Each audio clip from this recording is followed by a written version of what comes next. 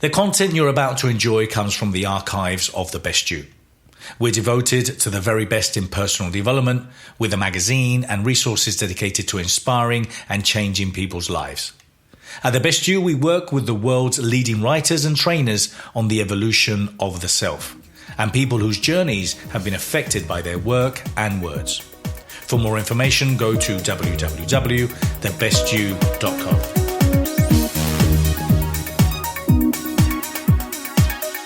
Good afternoon, everyone. Thanks so much for coming along to my talk, The Power of Love. I'm Hayley Felton. I'm a healer, artist and soulpreneur, and I specialise in reconnecting people to their hearts and souls' desires. And I'm especially passionate about helping singles align to love so they're prepared and ready to welcome a soulmate relationship into their lives. So love, let's face it, us humans, we are a little bit obsessed about it, aren't we? We sing about it, we write about it, we philosophise over it, we pine after it, we dream about it, and some of us are even prepared to fight and die for it. But actually, what is love when we look at it at that level? There are a few scientists based over at the HeartMath Institute in California, America, and they're a little bit obsessed about love as well. And they've spent years actually researching love and the heart. And they've actually found, through their scientific studies, that love is actually an advanced form of intelligence. And it's probably something that most of us intuitively feel is correct anyway. So that's just science proving something that we actually all know within our hearts. And love is linked intrinsically to the heart. And scientific studies at the HeartMath Institute also show us that the heart actually generates an electromagnetic field that's 5,000 times more powerful than that of the brain. And ladies and gentlemen, that is why you'll never have anyone saying to you, baby, I love you more than all my brain even. It's always, I love you with all my heart, isn't it? That feels so much better. So science is actually showing us the power of the heart and love. So if we have a look at love from a more spiritual level, what do we think it is? Can anyone tell me what they might think love is at a spiritual level? That's right, connection. Anyone else?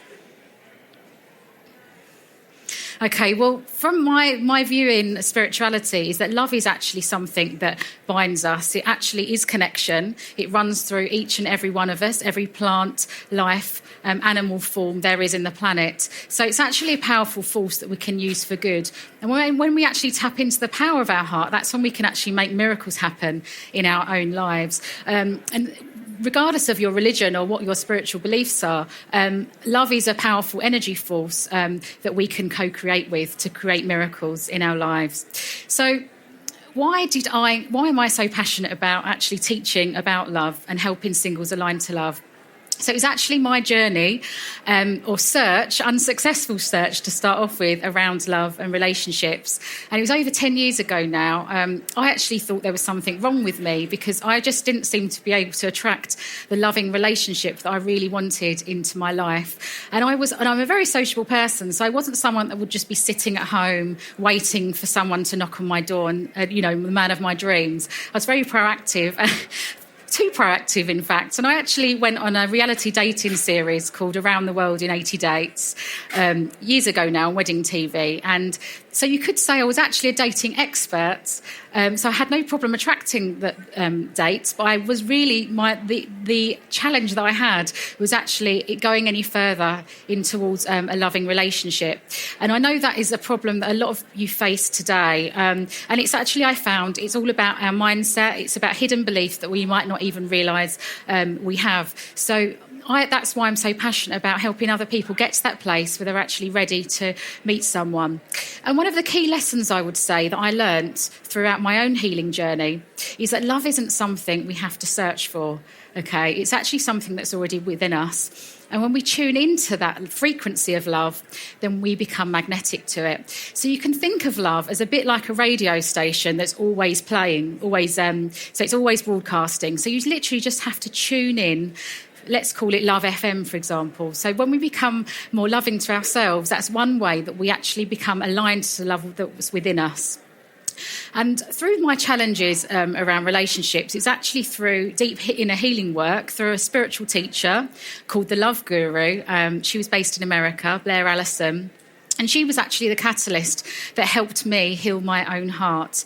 And it wasn't actually, what I found with this work is it wasn't actually about the man at the end of the day. It was actually about me reconnecting to my inner self, my inner purpose. It was about reconnecting to my spiritual gifts. With the healing work that we did, I actually was reconnected back to my spiritual gifts. So I realised that I'd been clairvoyant, or had spiritual sight since a child. I began to be able to feel spiritual energies, so angelic energies. I started to be able to literally physically feel them. And I would get so, for example, I would also get answers to questions play very clearly like a video in my head. So that was the level of sort of spiritual awareness and development that happened for me. And this journey to love actually brought me to a whole new career path, which is why I'm here today. So through the work that I've been doing for a number of years now, I've come up with, I've found a strategy that can actually help people prepare and be ready for a soulmate relationship. So here are my 7 steps to align to love. So the first step is actually making a commitment to change. So there's a saying that says, if it ain't broke, don't fix it. There's also the reverse. If it is broke, you need to do something. But it's committing to actually making that change within your life. The next step is actually starting to recognise where you hold your limiting beliefs and what they are. And sometimes they are hidden. We might not always immediately be aware of them. But a clue could actually be around your inner self-talk. What does your inner critic constantly tell you about love and relationships, or even your own worth? And that's a real key, that you can start to become aware of those limiting beliefs. Having promoted more than 600 speakers and more than 65,000 people attend my seminars and courses and workshops and expos, having read so many books and attended so many courses, I really realized that the basics of personal, professional growth is based on the power of the question. Asking yourself empowering questions. Read my new book, The Question, Find Your True Purpose. It's based on my work, 30 years of entrepreneurship, all the experiences that I have, my manifesto, and what's really important. So for more information, go to www.thequestion.co. So the next step is really about releasing what isn't serving you, starting to release those beliefs around love and relationships or your own value. Now, there are a lot of ways that you can do this. You can go down a traditional route, psychotherapy, counselling, working with friends, sharing your problems for a start is one way of starting to release things. Or you can work with someone on a more energetic, spiritual level, like the work that I do. But there's you'll always find the teacher that's right for you. If you resonate with someone and you feel it within your heart, then you'll know you're making a good choice with someone to help you release those beliefs. And also, if someone has experienced a bereavement, for example, this isn't about forgetting the memories of that cherished relationship you might have had, but this is about starting to lessen the pain so you can actually start to take steps to move forwards. So we'll never, ever forget those beautiful memories, but it's giving yourself enough love so you can actually start to move forwards. The next step to align to love is actually having clarity of authentic desire. So by this, I actually mean getting really clear on how you want to feel in yourself, how you want to feel in a loving relationship, and the type of person that you actually want to be with. And it amazes me, with the work that I do, that a lot of people haven't actually given that much thought, because they believe that the people they bump into, or just the people that come their way, they must be meant to be, and it's this person that's come in for a reason. But it isn't always that. Sometimes they might be mistreated by someone, but they believe because their paths crossed at a certain point, that is for them. But actually, this actually helps you get absolute clarity on what you need in a relationship and how you want to feel within yourself. And the next step is actually about self-love. And I've put here soul love equals self-love, because actually when we start to see ourselves as our soul does, with much more compassion than we do at human level, magic starts to happen. We connect to our hearts and we allow more love into it. So there is lots of ways that we can start to love ourselves. And you can just ask yourself this simple question: is this loving to me? Okay, is this loving to me in all different areas of your life? And if you feel that something you're doing is really stressful or really detrimental to your health, or you just don't feel it resonates with you, then you know that it isn't loving to you. So that simple question can really help you clarify as to what actions you need to take to bring more self-love into your life. And self-love, it's not necessarily like having the bubble bath and getting the nails done. It can be that, but also it can be allowing yourself the opportunity to take on a new career direction, for example, allowing yourself to do those things you might have been putting off before having this soulmate relationship that you've been wanting in your life. So the next step is actually soul-aligned action.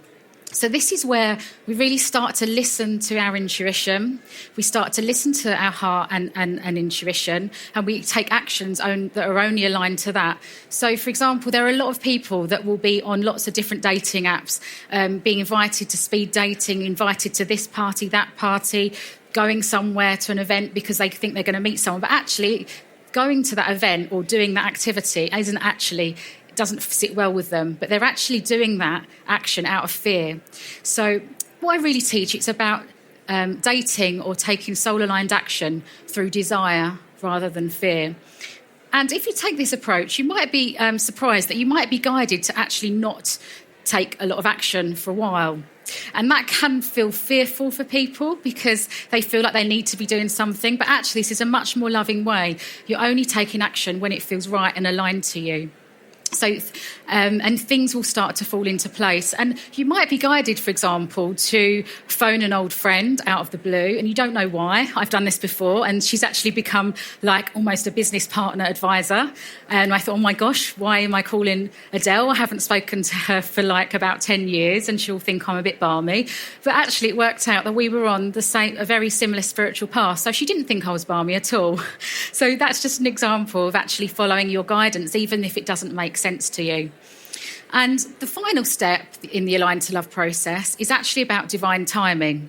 So this is not something that we at a human level can actually control. Everything in the universe is in perfection, okay? So there's a time for everything. And we cannot force this. So when we can prepare ourselves and to continue taking aligned action, but then it's up to, the universe to actually set up the best circumstances for you and your soulmate to meet.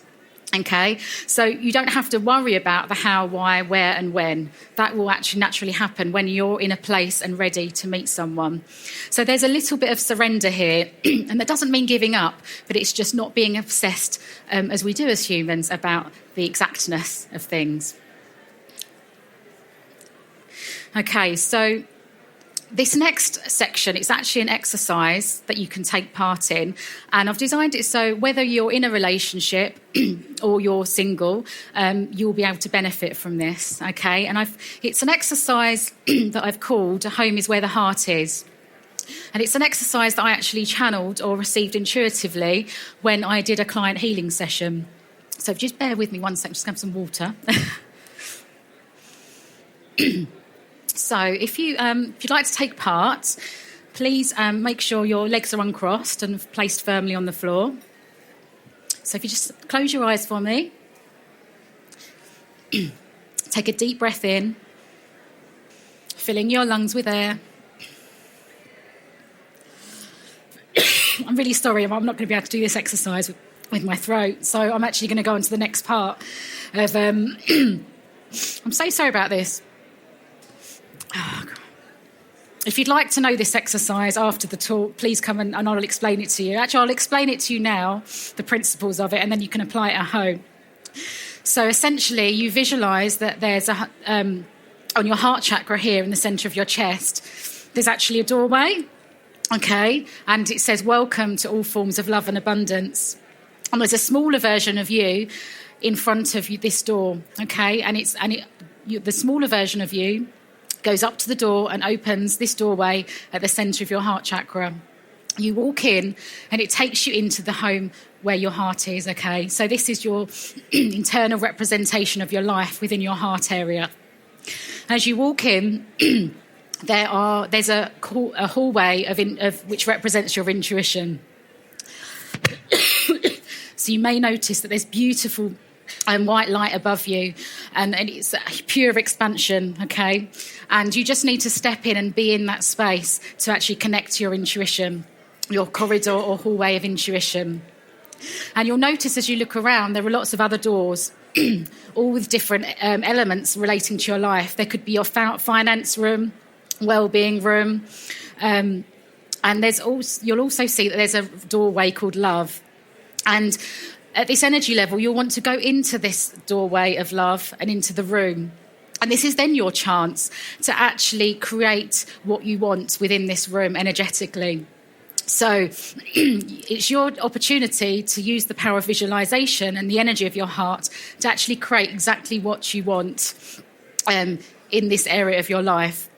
So you might visualize, first of all, you might just sense the feeling of love. Excuse me. You might sense the feeling of love within this room. Okay. You might notice that there are affirmations, positive affirmations on the walls. I am magnetic to love, for example, or I allow love into my life now. You might see a roaring fire that represents the beauty and the passion of love between you and a partner.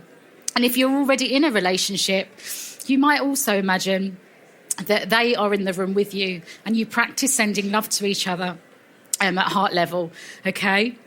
And if you are single, you can imagine that there's either an energetic or physical representation of your soulmate in the room with you.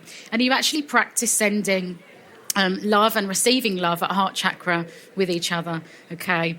And you can create and use your imagination as you wish, okay? This is your chance to explore and create the perfect energetic conditions for love of how you want to create it in your life. And you can be as imaginative if you like. And if you find that there's something that appears in your room of love that you don't particularly like, because we have fears that can come in and show us things that we don't particularly love that much, we know that we have the power to switch it around, okay? So we can imagine that we're putting a violet flame of energy into this room to clear it and transmute whatever is in there that isn't serving us. Or you could imagine that you're waving sage around if that's your sort of thing, okay? So you have the complete power to change this energy of love within your heart centre. So you can spend as much time as you like in your love room. And when it's time to leave, you can connect back into the hallway of intuition. And you can ask a question. Ask your intuition a question, your higher self. You could ask, what is the next action for me to take towards love? Or if you're in a relationship, you can ask simply, what is the higher purpose of our relationship in this now moment? And it could be something that you've been quarrelling about. It could be a dynamic in your relationship that you feel is a strain, but actually you're both learning from it. So you can ask really what you like and know that you're receiving pure guidance from within your hallway of intuition. And then it's important to just give thanks to the guidance that you've received. And when it's time to walk out, you simply walk out of the front door of your heart chakra and you meld back into your physical body. And you know that you're retaining all of the knowledge that you've just gained from doing that exercise within you. And it's also very important to ground yourself as well after doing any energy work. So sorry I couldn't actually take you through that process in a very relaxed way. So I hope you find that useful and are able to apply it. And if you'd like me to further explain that, I'm just going to be over on table 4. And I'd be really interested if you had any insights through. I know you didn't do that exercise in a relaxed way, but if anything popped into your mind, I'd be really interested if you had any shifts with that. So I'm just going to end. I'm going to read a poem, actually. One of my close friends actually passed away on the 9th of January, and her message of love was absolutely incredible. And I just felt compelled to actually share her love with you. It's very, very pertinent. So her name was Hayley Perks, and her poem is called Transition, My Journey of Hope.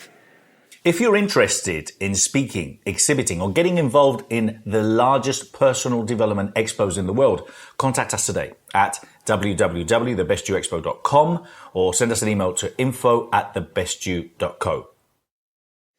Life so close to death brings clarity to all the calamity. The life stuff of things we all get lost in. What does it even mean?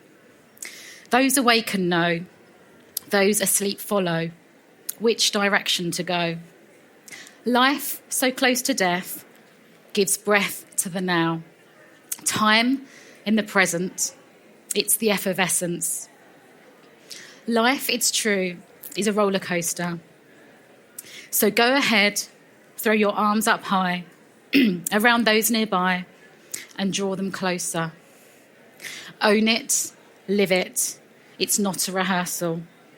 Have no fears or regrets. Dare to open your heart. Feel it. Let the guard down that holds us all captive. Set your soul free. Experience the beauty as love holds no boundaries. I'll make you a promise. Fill that armour with love. Exchange the fire for a smile. Hold their hand. Listen for a while. Try to understand. Only love holds the power that blooms like a beautiful flower. What remains is an illusion. It's simple, you see. There is no confusion. Love will set you free when there are no boundaries. So I think you'll agree that's a really beautiful, beautiful expression of love from my dear friend. And I'm sure she's standing here with me today. But yes, I just wanted to leave that sentiment of love with you. And if you would like to receive some audio meditations, I have a soul connection audio meditation that will help you connect to your intuition and a heart activation meditation. So if you'd like to receive those, please just pop your email addresses over there and I will be sending those over to you. And if you have any questions, I'll try not to cough at you, okay? Thank you very much.